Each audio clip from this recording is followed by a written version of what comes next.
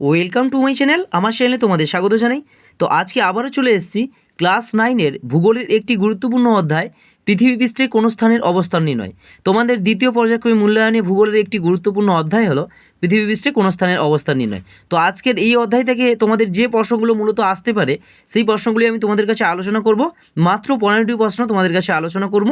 যেই প্রশ্নগুলো পড়লে সেখান থেকে অবশ্যই তোমরা কিন্তু এইখান থেকে আসা 1 ও 2 নাম্বার এর প্রশ্নগুলো কিন্তু অবশ্যই তোমরা কমন পাচ্ছ।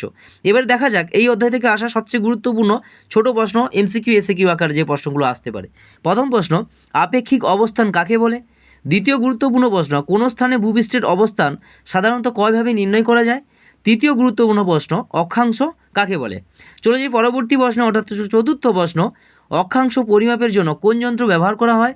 পরবর্তী প্রশ্ন, মোট কয়টি অক্ষরেখা আছে? চলে যাই পরবর্তী প্রশ্ন, অর্থাৎ 6 নম্বর প্রশ্ন, অক্ষরেখার গুরুত্ব লেখো।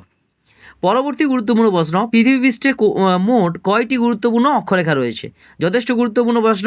পরবর্তী প্রশ্ন, অক্ষরেখা ও দ্রাঘিমা রেখার পার্থক্য লেখো। খুবই গুরুত্বপূর্ণ কিন্তু দ্বিতীয় পর্যায়ক্রমিক মূল্যায়নের জন্য ক্লাস 9-এর।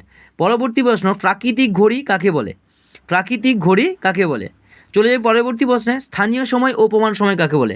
যথেষ্ট গুরুত্বপূর্ণ, এটা কিন্তু প্রমাণ আকারে তোমরা করতে পারো, অথবা স্থানীয় সময় প্রমাণ সময় কাকে বলে এটা করতে পারো, অথবা পার্থক্যটা করে রাখবে স্থানীয় সময় এবং প্রমাণ সময়ের। পরবর্তী প্রশ্ন, অ্যান্টি মেরিডিয়ান ও পোস্ট মেরিডিয়ান কি? অর্থাৎ এএম পিএম, এভাবেও প্রশ্নটা আসতে পারে, এএম কি অথবা পিএম কি, অথবা তোমাকে দিতে পারে অ্যান্টি মেরিডিয়ান ও পোস্ট মেরিডিয়ান কাকে বলে। পরবর্তী গুরুত্বপূর্ণ প্রশ্ন, আন্তর্জাতিক তারিখ রেখা কাকে বলে? চলে যাই পরবর্তী প্রশ্নে, ক্রোনোমিটার কি? 14 নম্বর প্রশ্ন, নিরক্ষরেখাকে মহাবৃত্ত বলে কেন? এবং এই অধ্যায়ের শেষ প্রশ্ন, অক্ষরেখার সাহায্যে পৃথিবীর তাপমণ্ডলকে কয় ভাগে ভাগ করা যায় তা আলোচনা করে। একটা বড় প্রশ্ন হিসাবে, এই যে পৃথিবীর তাপমণ্ডল আছে মূলত 3টে, উষ্ণমণ্ডল, নাতিশীতোষ্ণমণ্ডল এবং হিমমণ্ডল।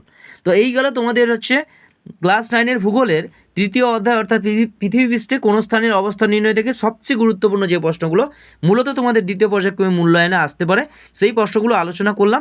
আশা করি এই প্রশ্নগুলোর মধ্যে থেকে তোমরা কিন্তু অবশ্যই এমসিকিউ এসএকিউ প্রশ্ন কমন পাবে। তাই যথেষ্ট গুরুত্ব সহকারে প্রশ্নগুলো পড়ো, যাতে তোমরা দ্বিতীয় পর্যায়ক্রমিক মূল্যায়নে ভূগোল থেকে ভালো নাম্বার ক্যারি করতে পারো। এবং এরকম ভিডিও পাওয়ার জন্য অবশ্যই চ্যানেলটিকে একটা লাইক করে সাবস্ক্রাইব করে দাও, যাতে পরবর্তী ভিডিওগুলো তোমরা পেতে পারো।